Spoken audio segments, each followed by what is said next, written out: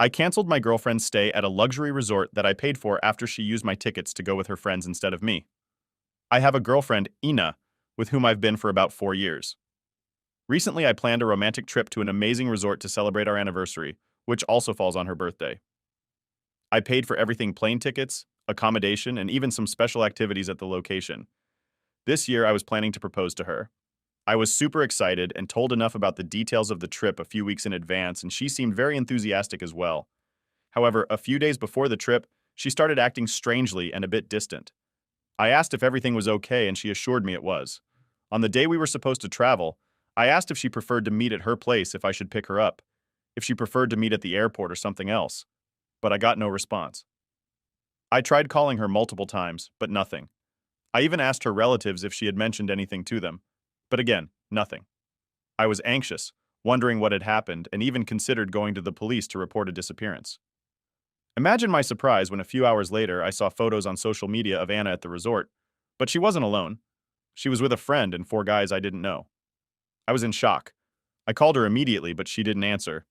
I sent messages asking what was going on, and she only replied at the end of the day saying she was sorry, but needed this time with her friends to de-stress and that we could reschedule our trip. I asked her what the hell she was talking about and who those guys in the photos were. She said I was overreacting and that they were just friends she met at the resort. The situation was already absurd. But now, not only had she tricked me and gone to the resort I paid for, but she was also celebrating with guys I didn't know in the room I paid for doing. Who knows what? I asked her why she went without me. She said honestly I wasn't fun. According to her, she loved me as a person and really liked me. But for her birthday in such a special place, she wanted to do whatever she wanted and be free. And if I were there, I would ruin that. I told her that. Of course I wouldn't do that. I literally paid for her tickets so we could go there and do all sorts of things together. I took the only vacation I have in the year for this, spent money I saved for months and offered her a special experience, and she used it as an opportunity for a trip with her friends. She then said she couldn't stand my nagging throughout the trip, so she would block me and only unblock me when the stay was over, and that I shouldn't try to contact her until then, justifiably. I was furious. I had spent a fortune and planned everything thinking of the two of us, and she used it as an opportunity for a trip with her friends. Without thinking twice, I canceled the rest of the stay at the resort and all the activities I had booked. Unfortunately, I lost a small part of the money since she had already stayed there for the day, but I managed to recover most of it. When she found out, she called me furious, saying I was petty and that I ruined her and her friend's vacation, that I was a monster and that she didn't want anything to do with me anymore. However, when she discovered that I had also canceled the plane tickets and she couldn't return home, her tone changed completely. She started messaging me again, apologizing and saying she might have overreacted and shouldn't have done what she did. She began asking me to restore the tickets and wait for her to come home so we could talk. I said no, I didn't want to annoy her with my nagging. Then I blocked her. I feel betrayed and very confused about how to deal with this. From what I know, she is still there and will ask her parents for money to buy another ticket, but I don't know if they will give it to her, as I told them what happened, and they are also upset with her. Update 1. When I thought the storm had passed, it swung back around with even more force. So, this morning, just as I was finally feeling a bit more grounded and considering getting back into my normal routine, there was a knock.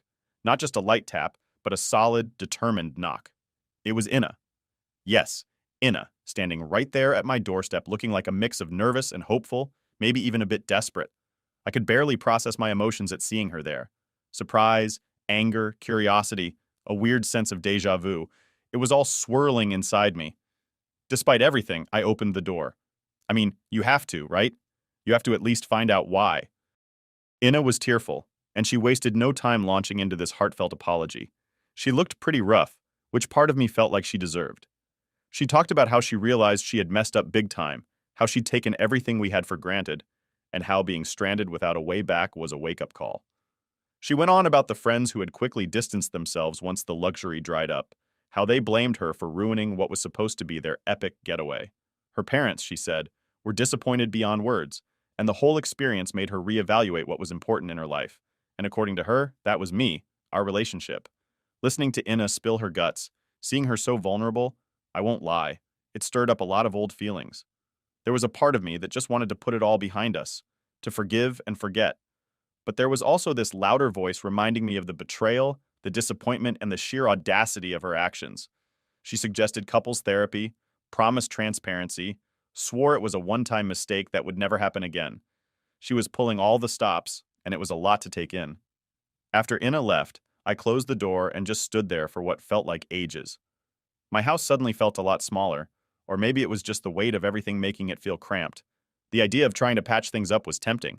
There's comfort in the familiar, in going back to what you know. But could I really just overlook what had happened? I spent the rest of the day in a fog, thinking about everything. I flipped between anger, sadness, and this guilty feeling of empathy for her situation. I talked to a couple of close friends, laid it all out, and they were as shocked as I was, but offered some solid advice. They reminded me of the need to protect my own heart and mental health above all. Moving forward, maybe? As of now, I haven't made any decisions. Inna's staying at her parents' place, trying to give me space to think, which I appreciate, but the ball's in my court now. I'm considering all options. Maybe a meeting in a neutral place to talk things through could be a start, or perhaps it's best to just move on, turn the page for good. Update 2. After I last wrote, my emotions were all over the place, but the worst part was the sinking feeling of betrayal that just wouldn't let up. Inna and I had met up, hoping maybe there was a way to salvage something, maybe some closure or understanding from the whole mess. Honestly, part of me was clinging to the memories of better days, hoping against all odds that there was some misunderstanding. But what unfolded at that cafe tore down any remaining hopes. Inna looked like she was carrying the weight of the world as we sat down, her usual vibrant self replaced by this nervous, fidgety version that was hard to reconcile with the person I thought I knew. The cafe around us buzzed with life, people laughing and chatting over coffee, oblivious to the storm brewing at our small table. When she finally spoke, it was like a dam breaking. She didn't just admit to the escapade at the resort, she confessed to multiple instances of unfaithfulness throughout our relationship. Each confession was a hammer blow to the remnants of trust I had clung to. It wasn't just about her being with someone else, it was the repeated betrayal, the ongoing deceit. Walking out of that cafe, I felt numb. The world seemed to move in slow motion as I wandered through the streets, each step heavier than the last. I must have walked for miles, trying to clear my head, to understand how and why everything had gone so wrong. The images of our past, the plans we had made, all seemed tainted now, colored by the lies that had woven their way through our history. Reaching out to a therapist was my lifeline. Those sessions in a quiet, neutral space were where I began to dissect the grief and betrayal, to face the pain head-on rather than letting it consume me from the inside. It was raw, often painful work, but necessary. My friends and family were incredible too, offering not just sympathy, but strength. Their support was a reminder that despite everything, I wasn't alone. The more I talked it out, the more I came to realize that this wasn't just about Inna's infidelity. It was about what I tolerated, what I expected from a relationship, and how I had ignored signs because I was comfortable, because it was easier than facing potential conflicts. This realization was sobering. It forced me to look not just at her actions, but at my own, at the dynamic we had allowed to develop between us. As for moving forward, it's one day at a time. Some days are better, others are a struggle when memories surface out of the blue, triggering a fresh wave of hurt. But each day adds a bit more distance from the pain, a bit more clarity.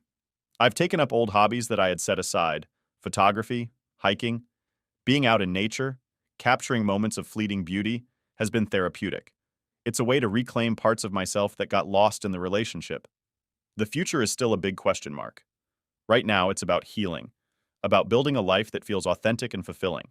It's about learning to trust again, not just in others, but in my own judgment, in my ability to see things clearly and make choices that are good for me.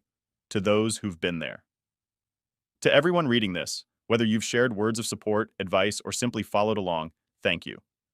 It's strange how sharing the most painful parts of our lives with strangers can sometimes be the most comforting, how it can make us feel seen and understood in ways we didn't expect. Your kindness has been a beacon during some very dark days. I'll keep updating as I navigate this journey, sharing the ups and downs, the setbacks, and the steps forward. Life throws us curveballs, but it's also full of rebounds, of new paths that open up just when we think all doors have closed. Here's to discovering what's next, to new beginnings, and to the resilience we all carry within us. Let's see what life has in store beyond the storm. Update 3. After I discovered that Tom, the guy Inna cheated with, was married, I was torn about what to do. It's one thing to handle your own relationship falling apart, but it's another to hold the potential grenade that could blow up someone else's life. I wrestled with this dilemma, wondering whether ignorance was bliss or if the truth was a necessary pain. I talked it through with my therapist, who helped me explore the ethical side of things. It was clear that if roles were reversed, I would want to know. So, after much thought and a fair share of anxiety, I decided to reach out to Tom's wife. Finding her contact wasn't easy. I had to discreetly ask around, and it felt a bit like I was crossing lines. But ultimately, I thought about the bigger picture and pushed forward. The meeting with Tom's wife was as nerve-wracking as you'd expect. We met at a quiet corner of a local cafe, a place where we could talk without too much interruption. Initially, there was a chill in the air, a mix of her suspicion and my anxiety.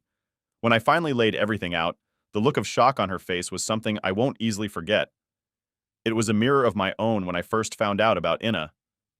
She listened, mostly quiet, with a storm brewing in her eyes. I shared the details, the timeline, and even showed her some messages as proof. Because let's face it, this kind of news isn't easily digested without some solid evidence. The conversation was tough, filled with pauses heavy enough to drown in. By the end, she was visibly shaken, but there was also a resolve there, a steely sort of strength that appeared as she started to process the reality of her situation.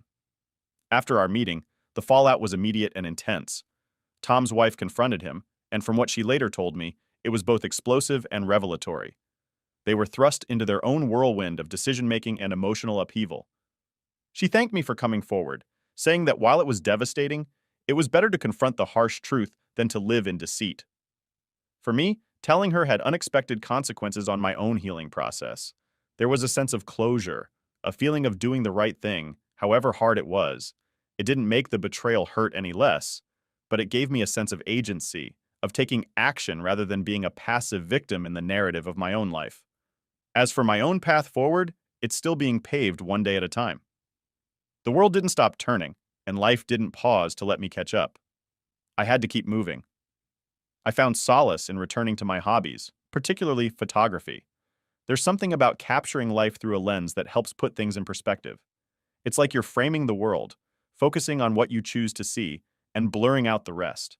I've also leaned heavily on my circle of friends and family, whose support has been unwavering and invaluable. Their perspectives, advice, and sometimes just their presence have helped me navigate through the darker moments. The road ahead is uncertain. There are good days and bad ones. Sometimes the betrayal feels like a shadow that trails just behind me, and other days, it's a distant memory. I'm learning to accept that healing isn't linear, and that's okay. Thank you to everyone who's been following this saga. Your words, your shared stories of similar experiences, and your encouragement have been more helpful than I can express.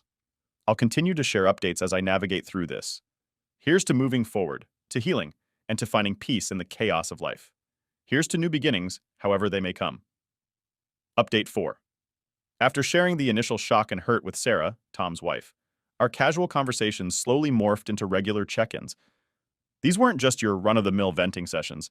They started to take on a life of their own, turning into brainstorming meetups about how we could both get some form of justice, or as it slipped into, revenge. What started almost as a dark joke between two scorned partners began to take a more serious and, frankly, a bit of a sinister tone. Sarah was the mastermind behind the initial idea of hitting Tom where it would hurt the most, his wallet. As she outlined her plan to quit her job to spike the alimony she'd potentially receive, I could see the fire in her eyes. She was out for blood. Part of me was drawn into that energy. It felt like finally doing something proactive about the mess we were both thrown into.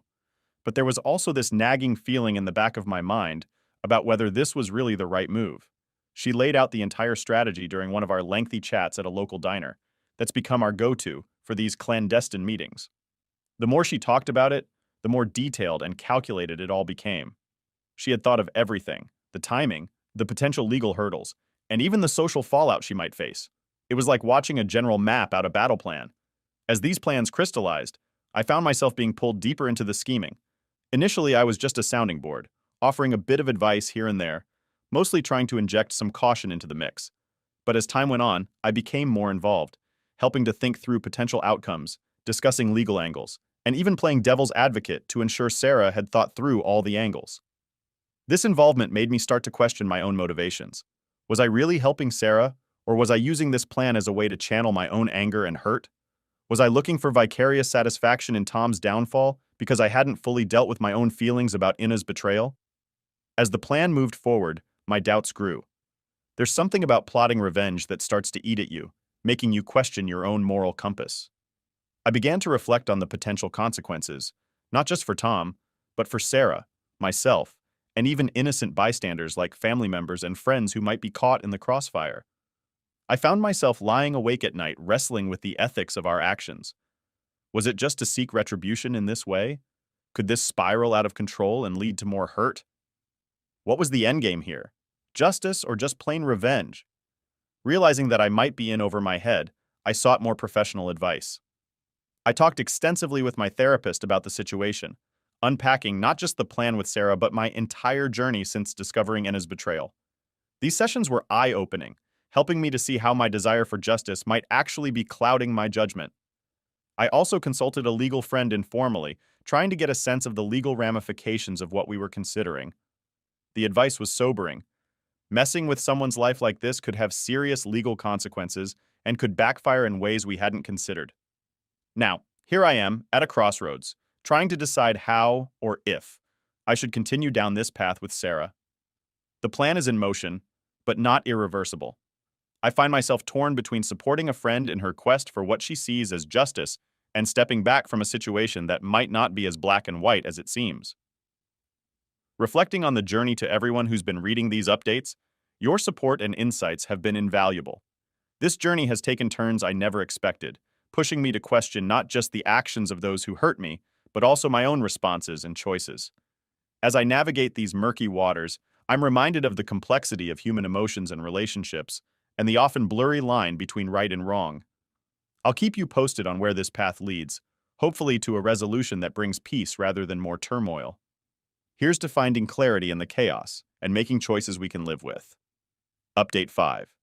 Amidst all the chaos and the drama of the past months, something unexpected happened. I met someone new. Let's call her Ellie. So, Ellie and I met under pretty whimsical circumstances at a local bookstore. You know, one of those movie-like moments where you both reach for the same book and your hands touch. It's funny how life throws you these little moments of serendipity right when you least expect them. We ended up grabbing coffee together right then and there, chatting over our favorite authors and genres, and finding that our connection wasn't just about books. These past few weeks with Ellie have been a breath of fresh air. After everything that went down with Ina, diving back into the dating world felt daunting. But Ellie's presence has been soothing, like finding calm waters after a stormy sea. We've taken things slow, really getting to know each other, sharing bits and pieces of our lives, our dreams, our past heartaches. She's been incredibly understanding about all the drama that's unfolded with Ina, which has made opening up to her easier than I expected. On the flip side, there's the ongoing saga with Ina. Her life seems to have taken a nosedive since everything blew up. Her parents deciding to kick her out was a shock to everyone. They've always been supportive of her, almost to a fault, some might say. But I guess everyone has their breaking point. They felt that Ina needed a serious wake-up call, and apparently this was it. From what I've heard through mutual friends, she's been struggling to adjust to her new reality. Financially, she's in hot water, having been cut off from the comfort and security of her parents' support. Emotionally, it sounds like she's a mess, trying to grapple with the consequences of her actions. While there's a part of me that feels vindicated seeing her finally face some repercussions, there's also this weird undercurrent of sympathy. It's hard to watch someone you once loved fall apart no matter what they did. Navigating these mixed emotions hasn't been easy. I find myself reflecting a lot these days, on how far I've come, on the lessons learned, and on how I can use these experiences to grow. It's been a process of acknowledging the hurt and betrayal, while also trying not to become bitter. Therapy has been a godsend through all of this. It's given me a space to unpack all these complex feelings without judgment. It's taught me a lot about empathy and forgiveness, not just forgiving others, but forgiving myself too. It's easy to beat yourself up, to wonder how you didn't see the signs or what you could have done differently. But I'm learning to let go of those thoughts, to accept that sometimes things just happen the way they do, without it necessarily being anyone's fault. Looking forward, I'm excited to see where things go with Ellie.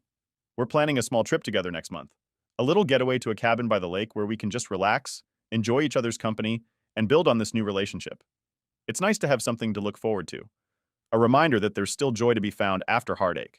And as for the blog and sharing this journey with all of you, your support has been incredible. Reading your comments and advice not only helps me feel less alone, but often gives me new insights into my own feelings and situations. It's comforting to know that no matter what life throws at me, there's a community here that understands and supports me. So here's to moving forward, to new chapters and new relationships. Here's to learning from the past and using it to create a better future.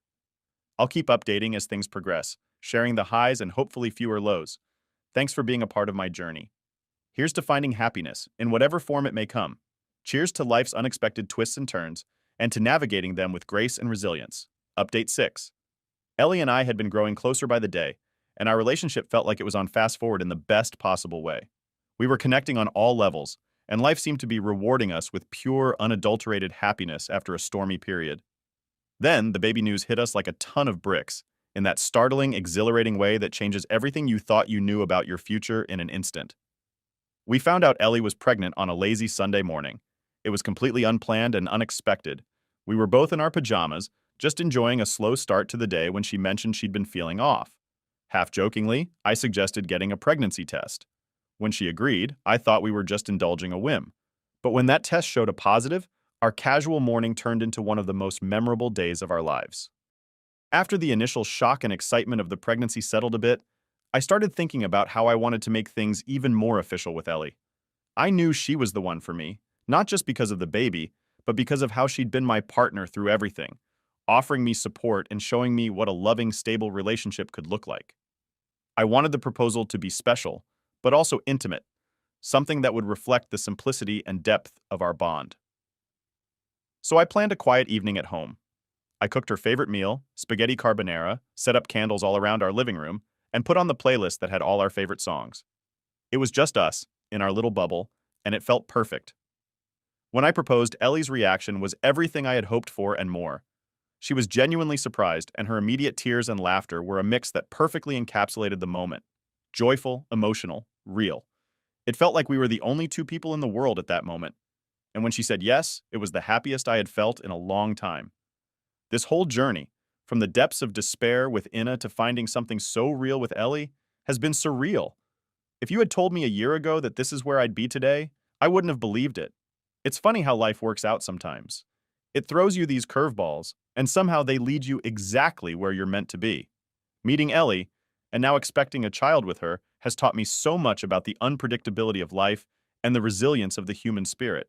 It's shown me that no matter how broken things seem, there's always a path forward, a path that can lead to unexpected, incredible places.